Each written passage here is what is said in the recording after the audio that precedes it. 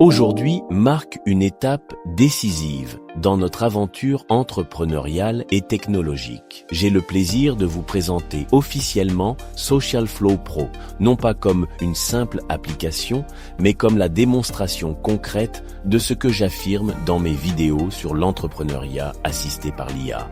Cette plateforme de gestion des réseaux sociaux que vous découvrez aujourd'hui a été entièrement développée en quelques semaines seulement, là où il aurait traditionnellement fallu une équipe de 20 développeurs, designers et spécialistes travaillant pendant plus d'un an. Cette application n'est pas juste un produit, c'est la preuve tangible qu'un entrepreneur visionnaire peut désormais concrétiser ses idées sans expertise technique préalable. Alors que nous plongeons dans cette présentation, gardez à l'esprit que vous n'assistez pas simplement à la naissance d'un nouvel outil. Vous êtes témoin d'une nouvelle approche de l'entrepreneuriat technologique, accessible à tous ceux qui osent innover. On a notre première problématique qui est de dire qu'on vient faire une vidéo, la même vidéo, on la veut par exemple sur 6 plateformes.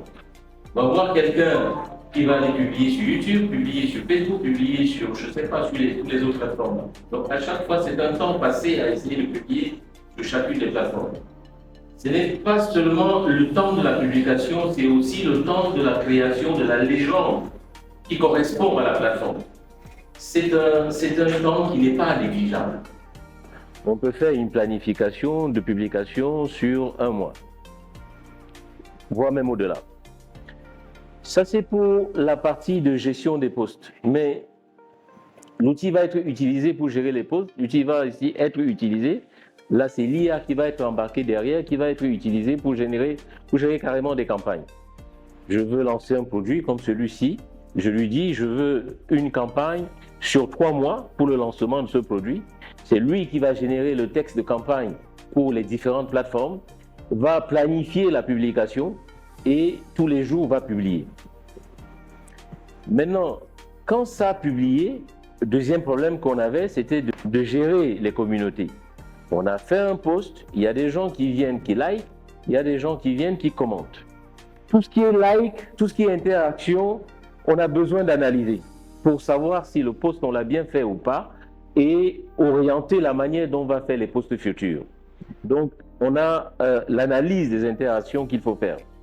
Mais d'un autre côté, pour tout ce qui est commentaires, il faut recevoir les commentaires et répondre. On a embarqué un chatbot qui va permettre de répondre automatiquement aux commentaires. Et on peut configurer le ton. Je veux que pour Aserfidance, le ton soit par exemple un peu plus amical.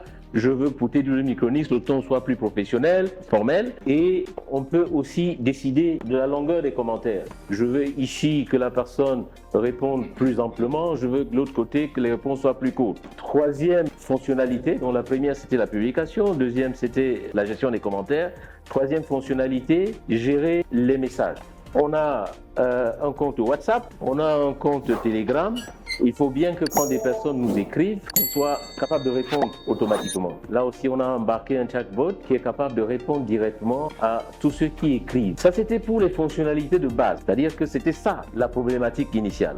Mais en résolvant ces problématiques, il y a d'autres qui se posaient. Si c'est l'IA qui répond automatiquement aux clients, donc peut interagir pendant longtemps avec un client, à quel moment l'humain récupère? Ici, on a donc intégré un léger CRM qui, lui, chaque fois qu'il va avoir échange avec un nouveau prospect, le CRM va tout de suite enregistrer le contact. Toutes les interactions futures avec le prospect va mettre à jour le CRM. Et on peut donc enrichir l'application de manière à être capable de conclure ou d'aller presque jusqu'à la phase de conclusion d'une vente de manière automatique. On a embarqué aussi la gestion des emails pour faire des campagnes par email, parce que oui, on peut faire des campagnes par les réseaux sociaux, publications.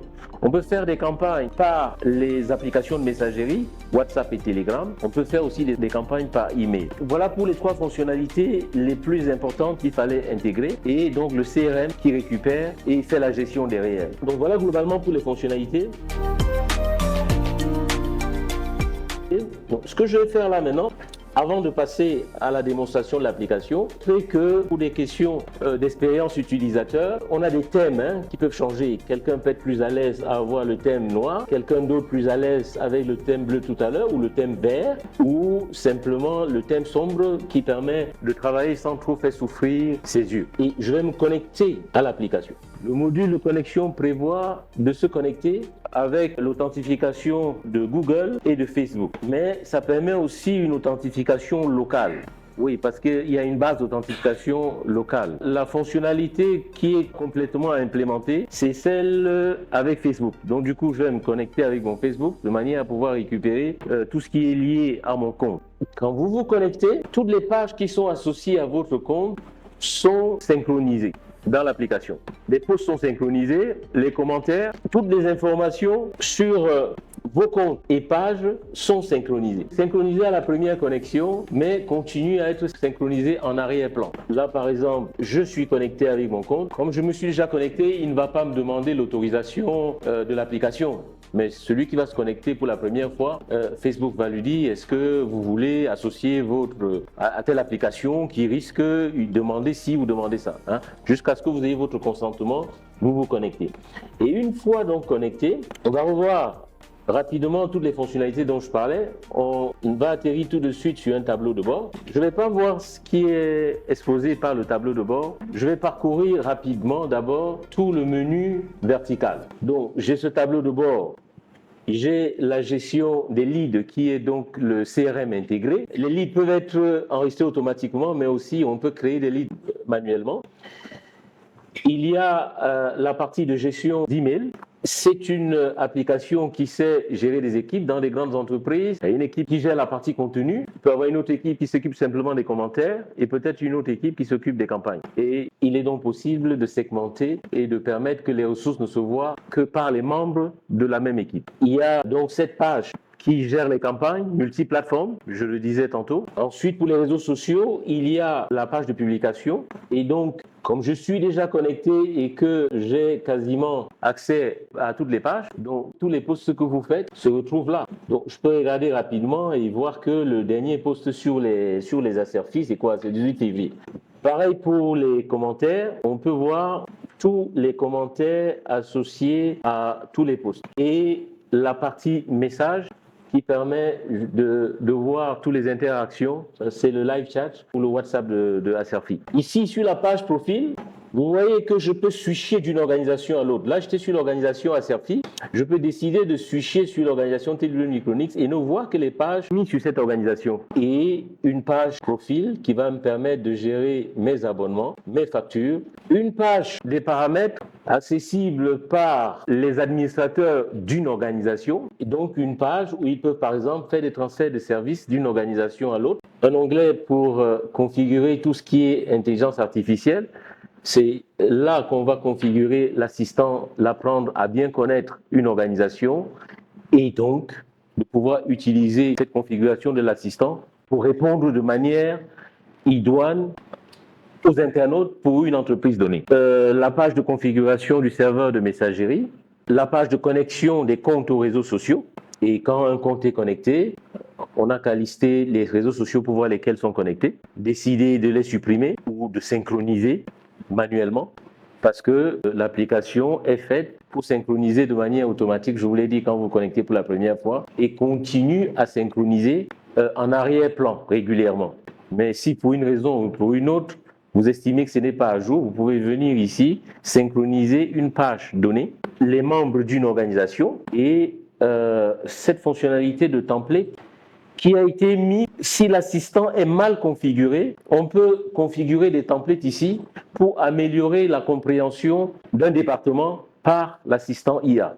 Et donc une page d'administration qui n'est accessible qu'au super administrateur. Là, par exemple, le compte que j'ai connecté n'étant pas super administrateur, je ne peux pas accéder à la page administration. Revenons rapidement sur certaines fonctionnalités. Commençons par la partie publication. On va voir qu'on a la possibilité d'avoir plusieurs affichages. L'affichage que vous avez vu tout à l'heure ou l'affichage calendrier.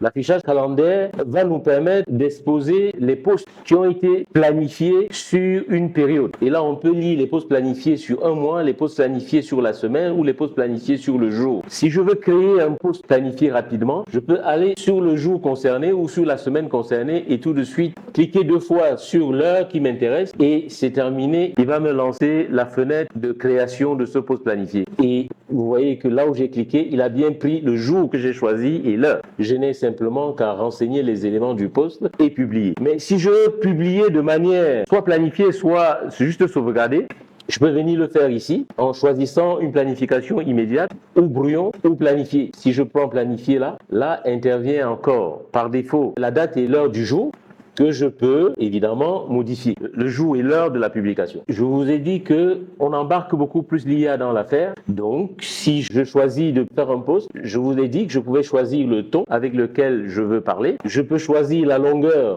du post et soit générer une suggestion parce que je n'avais pas une idée et donc du coup l'IA va me générer n'importe quoi. Ou alors, je peux commencer ici à taper comme un prompt et lui dire ce que je veux. Là, j'ai dit suggestion, il me fait des suggestions de quelque chose. Il m'a fait plusieurs suggestions. Suggestion 1, suggestion machin. Et remarquez que je suis sur TW Micronix. Sa suggestion tourne bien autour de TW Micronix. Pourquoi? Parce que l'assistant qui est derrière connaît TW Micronix. Donc, si j'avais plutôt tapé un prompt, c'est pareil. Il dit, j'aurais pu juste taper un prompt et lui dire d'améliorer le contenu, qu'il m'aurait fait un post qui correspond au prompt ou au contenu que j'ai commencé à demander. Mais l'avantage de le faire ici plutôt que d'aller le faire sur ChatGPT, c'est que vous vous adressez à quelqu'un qui connaît votre entreprise. Et là, vous décidez de charger un média qui va être tranquillement uploadé. Voilà. Une fois que le média est uploadé et le texte a été mis ici, vous décidez, suivant que la publication était immédiate ou pas. Si là, je clique tout de suite publier, il ne va pas partir. Pourquoi? Parce que ici, c'est Facebook, mais Facebook de qui? Il faut que je choisisse le compte. Ici, il n'y a que 2 comptes, le mien et l'autre. Et dès que je choisis le compte et je clique sur publier, vous voyez la publication tout de suite sur Facebook. Donc voilà pour la page publication ce que je peux dire. Évidemment, il y a beaucoup de filtres et de la recherche. Si je repars sur la partie de grille et que je dis, je ne sais pas, je cherche un mot-clé, là je vois par exemple contemplation. Donc j'ai commencé à écrire le contemplation, c'est le premier là qui s'est mis. Si je vais jusqu'au bout, c'est lui seul qu'on verra. Donc on peut faire la recherche de cette manière ou utiliser des filtres ici pour chercher, trier par réseaux sociaux, trier par période de date, quelles sont les publications les plus récentes ou les publications les plus anciennes. Et sur la page commentaires, c'est pareil. Et vous avez remarqué déjà aussi avec l'autre qu'à chaque fois, je mets des statistiques tout en haut et ça vous permet de voir quel est le nombre de commentaires sur l'ensemble des plateformes. Mais vous pouvez aussi utiliser les filtres et trier par plateforme pour voir exactement le nombre de commentaires qu'il y a sur une page bien précise. C'était valable aussi pour la partie post. Et là, c'est pareil. Si je clique sur un commentaire, n'importe lequel, je peux répondre. Là, je peux engager une réponse automatique ou venir simplement là-dessus et lui dire de générer automatiquement une réponse. Il va prendre le commentaire et il va nous proposer une réponse adaptée au commentaire qu'il a lu. Et ce ne sera pas simplement une réponse adaptée au commentaire, mais ça va tenir compte aussi du post. Il va être très contextuel. Et donc, il suffira simplement de cliquer sur envoyer. Mais si vous ne voulez pas le faire comme ça de manière manuelle, on active ici réponse automatique. Il ne vous attend pas. Chaque fois qu'un commentaire atterrit, il répond. Alors, la partie message. Donc, si je me mets sur WhatsApp ou Telegram, je ne sais pas, n'importe lequel, voilà le message que je viens d'échanger. Sur WhatsApp, voilà. Voici le bonjour que je viens de faire sur WhatsApp sur ce numéro-là. Et j'ai tout de suite la réponse. Cette fois-ci, c'est une réponse autre. Bonjour, comment puis-je vous aider aujourd'hui? Il a été plus laconique. Ça montre bien que plus vous échangez avec, vous ne saurez jamais si c'est un robot parce qu'il change sa manière de répondre. Je vais m'intéresser un peu à la partie campagne. La première, quand je clique sur nouvelle campagne, je donne simplement le nom de la campagne, la description et le budget de la campagne. Et quand la campagne est créée, maintenant je vais rentrer sur les pages de configuration de la campagne. La campagne doit durer combien de temps? La campagne doit se faire sur lesquelles des plateformes? Et quand c'est répondu, c'est là où l'IA génère et planifie sur le calendrier. Cela étant, merci pour votre attention.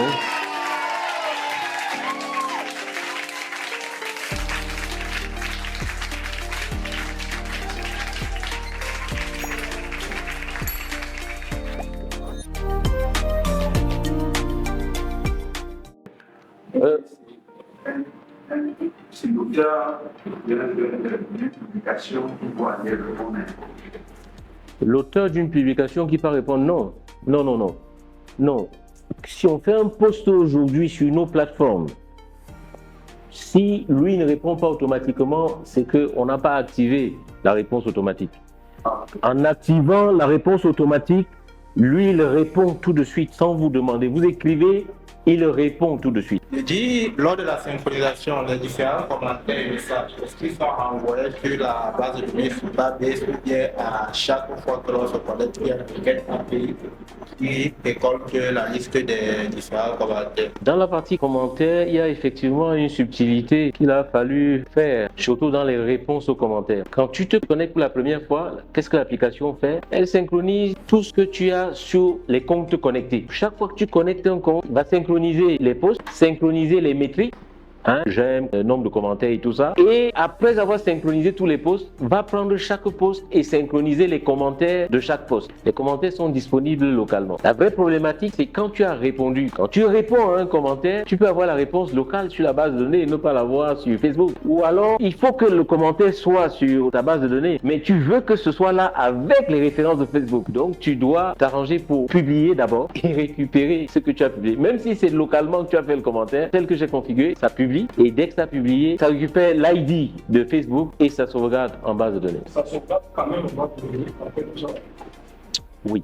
Oui, parce que si je veux effacer ou modifier le commentaire, il faut que je l'ai en base de données pour l'expérience utilisateur. Sinon, à tous les coups, il va synchroniser. Tu vas à chaque fois solliciter l'API de la plateforme qui va finir par t'éjecter. Tu ne peux pas te connecter. Tu as un nombre de connexions par heure sur Facebook, par exemple. Donc tu ne peux pas, parce que tu as 1000 commentaires ou je ne sais pas combien, passer le temps à chaque fois aller solliciter. Ça veut dire une fois que je suis connecté, j'ai travaillé 2-3 mois, que ici, je ne peux pas payer. Toutes les informations sont sur la base de données de l'application, restent sur la base de données de l'application. Oui, tu n'as pas payé. Oui, chef. Vous avez dit que lors de la première connexion, l'application se synchronise automatiquement avec toutes les pages gérées par le compte. Ne serait-il pas mieux de laisser le choix à l'utilisateur de décider de quelle page serait synchronisée? Donc, j'ai dit toutes les pages, mais c'était un lapsus. Évidemment, quand tu te connectes, tu choisis les pages. Ce n'est même pas au niveau applicatif, c'est au niveau de l'échange avec Facebook. C'est-à-dire que quand tu connectes ton compte, Facebook te demande lesquelles pages tu veux synchroniser. Et sur la page qui suit, comme le graphe de Facebook aujourd'hui permet aussi de gérer directement Instagram, il te demande les pages d'Instagram connectées aux différentes pages, lesquelles aussi tu veux utiliser.